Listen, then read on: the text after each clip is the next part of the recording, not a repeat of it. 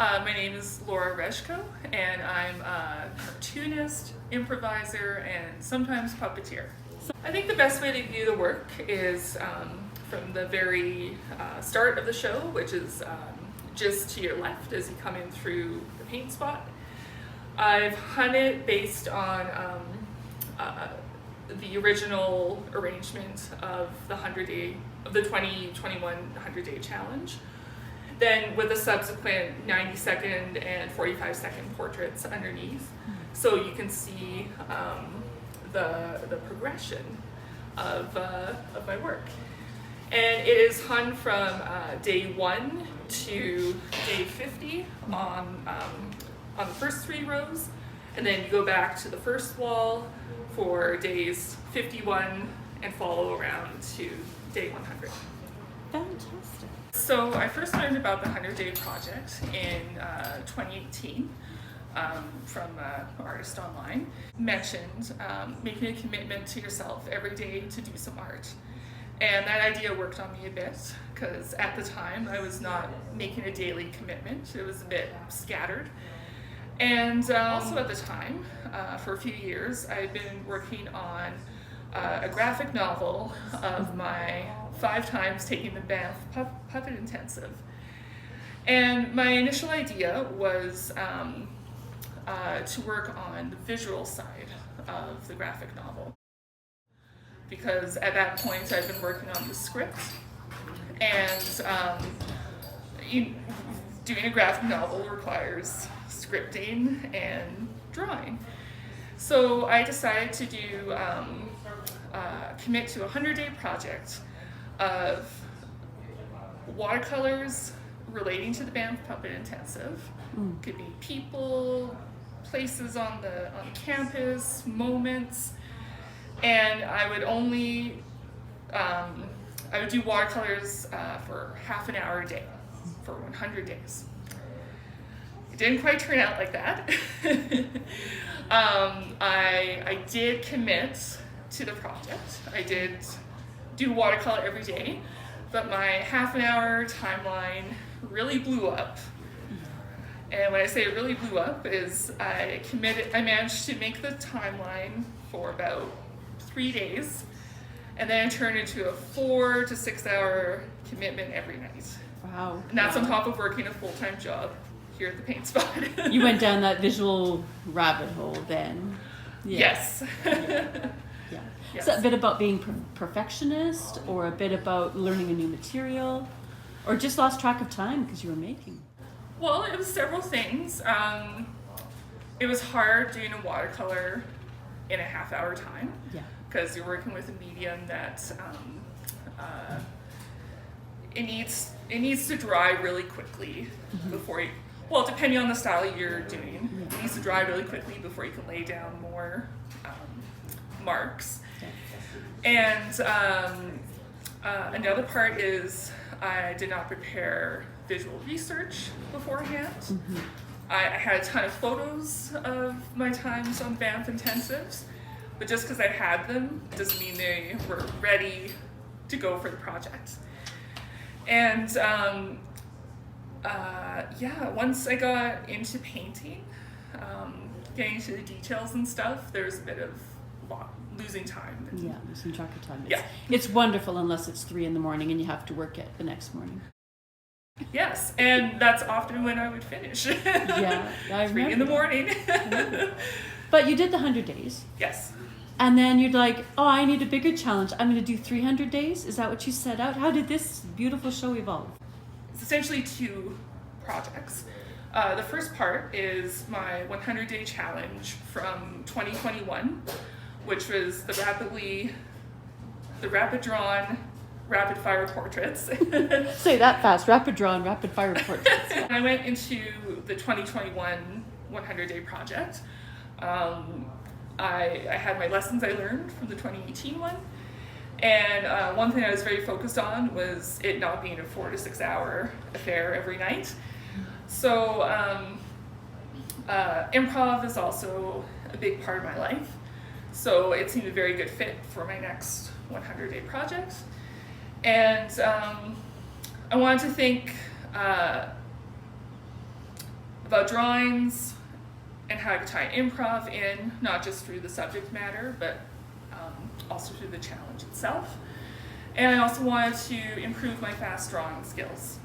So in improv, there's essentially two forms of improv, very broad categories with a million smaller ones in each. But there's short form improv and there's long form improv. And in short form improv, there's something known as open scene. So it's a scene that plays out with no like gamey restrictions on it. And it's typically 3 minutes long. So I thought, what a good challenge to test my fast drawing skills and draw 3-minute portraits. Yeah. So that was the first part.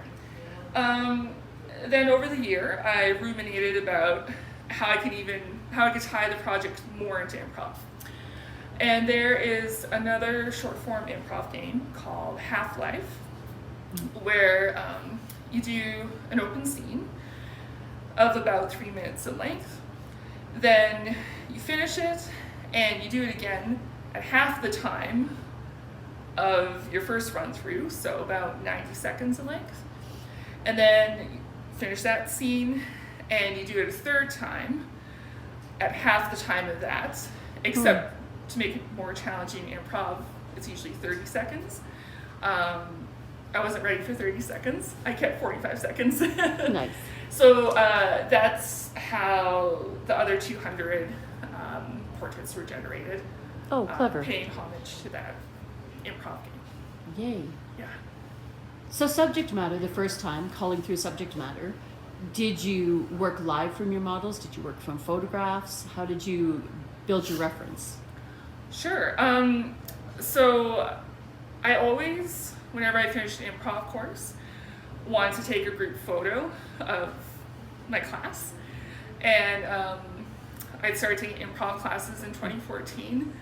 And through several years of that in particular, I had very improv focused or improv heavy years where I was taking like 7 to 9 workshops. And sometimes workshops are 4 weeks in length, other times they're 8 weeks. So I had many, many photo references to choose from.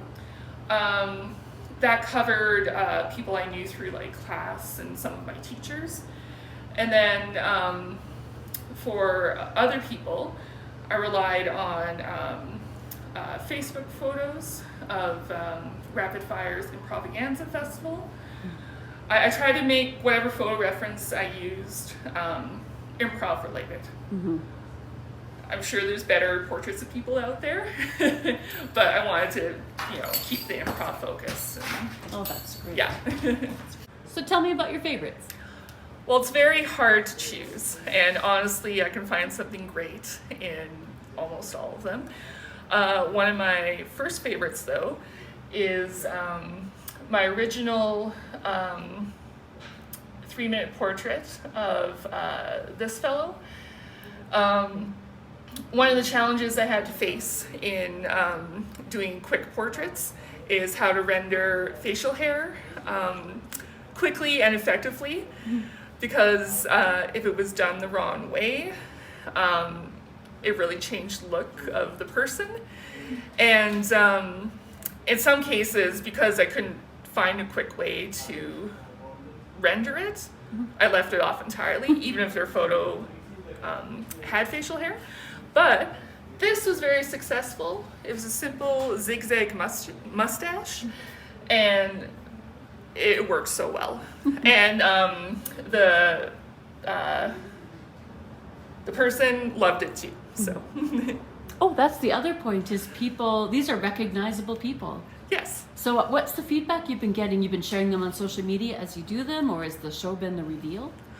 Well, I did share the original portraits that were in the 2021 100-Day Project, and they were a very big hit with everyone featured.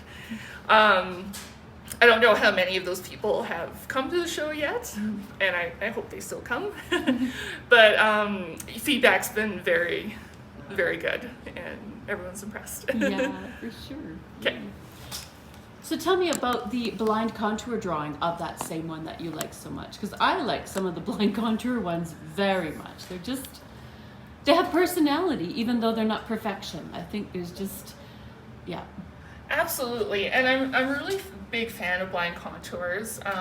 When I first started my journey of trying to improve my fast drawing, I went to blind contours first.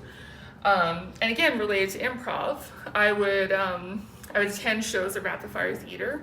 I had a little tiny sketchbook with me in the dark, and I would attempt to do blind contours as the improvisers moved on stage. In the dark, that's how you're blind. That's clever. In the dark, and of course, like you can't get a whole lot because people are moving. So it was a combination of like what I saw and like memory of a pose. But it gave me more confidence with my line work.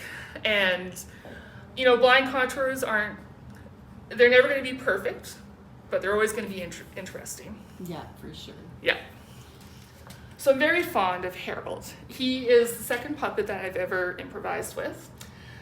He was a generous loan from a puppeteer named Brendan. And he may be the second puppet that I've improvised with, but he is the one I've used the longest. I've improvised with/as him for full runs of workshops, which has been really fun. And I've used him for improvising musicals class, which is hilarious. And one thing I really love is I was trying to find ways to mesh my interests, like comics, improvising, and puppets. So this is a way to fuse improv and puppets together, and I look forward to exploring more.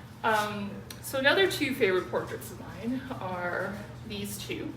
This is Joe Bill, and this is Lee White. The photo reference is from a performance of theirs that I saw at my very first improvaganza. It was my first year of improv, so I didn't fully appreciate at the time just how good the performance was, but I still liked it. The photo itself that it's taken from is not flattering at all. It's just a really funny moment captured of improv. And somehow, not only did it feel to me like a moment of improv captured, but these two are friends themselves. It also felt like a moment of friendship. So, something about the photo just spoke to me, and drawing them in all their iterations was just a lot of fun. Yay. Oh, nice. Yeah, we can't really express why one photo draws us than the other, and it's often not the pretty ones that are the best ones for art, really. Like having a great photo, usually it's the bad photos that make the best reference. So yeah, I love that. Yeah. I love some of your pieces where the time limit made you keep areas unfinished, and I think that unfinished part, I hope that you see those little magic moments where you don't need the whole outline, right, to get it. So some of the middle row, you can see your confidence is there, and the time limit cut it just perfect. Absolutely. And I was surprised myself with the 90-second portraits overall, because I remember last year when 3 minutes didn't feel like any time at all. Yeah. And some of them are comparable to my 3-minute portraits. Yeah. So it was nice to see that growth. So the growth, and now this is skill building. This is now when you go back to your storyboards for your comic, it's faster. And get my reference photo. Yeah. Absolutely. So are you going to do the next 100-day challenge? Yes, I intend to do the 2023 100-day challenge. The exact time has not been set yet. The creators say early 2023. Mm-hmm. But yes, I hope to, because I took a break from it this year. Mm-hmm. So I hope to jump back in again and I recommend everyone give it a try. What advice would you have for someone who hasn't done a 100-day challenge, but they're inspired to see this body of work? Because how else do you get a body of work without committing to it? So what advice would you give to someone starting a 100-day challenge? Yeah, absolutely. I would go in with a clear intention for what you want to do. Me, for the 2021 challenge, it was improve my fast drawing skills. So I had that clear goal from the beginning.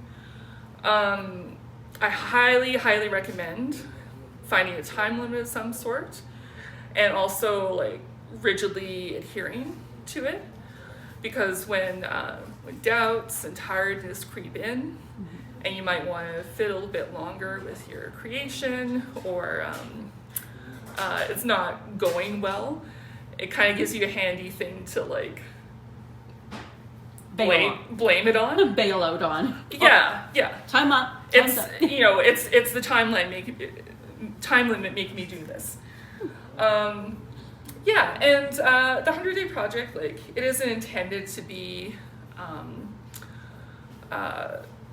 You don't have to do it on social media, but there is the accountability.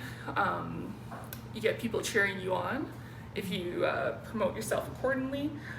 So if you want that, if you want accountability to promote your work, then finding something that you can complete every day is more useful for that aim, rather than like working on one project for a certain like time every day. Are you available for now caricatures and work? Will you go out and get free drawing everywhere?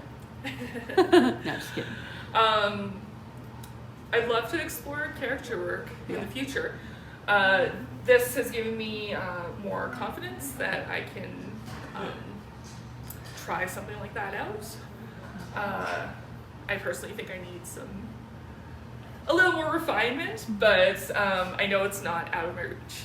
Anything? Follow along for Laura's next project inspired by Schitt's Creek, and you can see her at Instagram, Nobody Likes a Surly Sue.